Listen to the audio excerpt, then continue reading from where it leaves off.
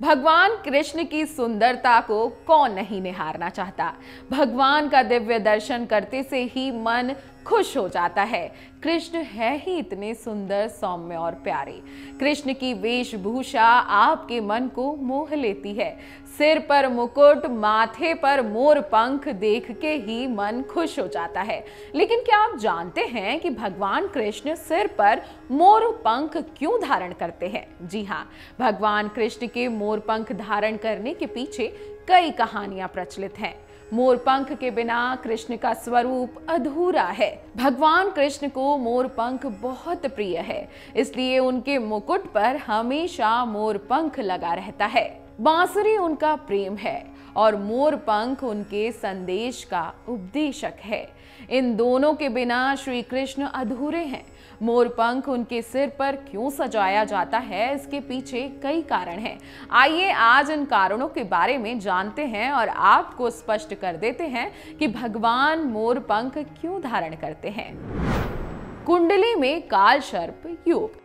माना जाता है कि श्री कृष्ण की कुंडली में काल सर्प योग था, इसलिए काल सर्प योग के दोष से मुक्ति पाने के लिए वे हमेशा अपने पास मोर पंख रखते थे।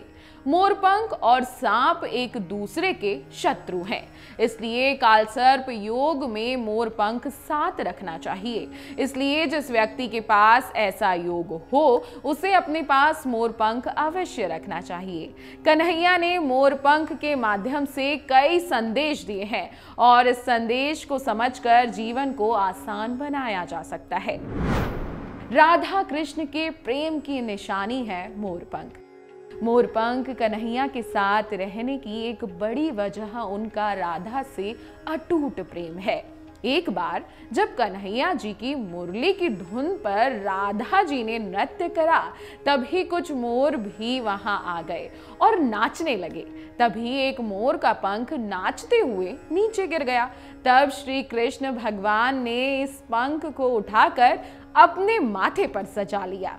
राधा के प्रेम का प्रतीक समझकर अपने सिर पर धारण कर लिया कृष्ण जी ने ये मोर पंख।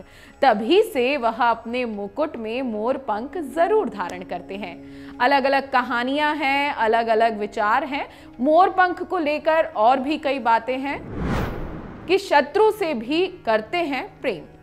भगवान श्री कृष्ण मोर पंख क्यों धारण करते हैं, इसको लेकर कई कहानियां हैं और कई बातें बताई जाती हैं। उनमें से एक बात ये और है कि मोर पंख धारण करने का एक और कारण है कन्हैया के भाई बलराम ने जो शेष नाग के अवतार थे।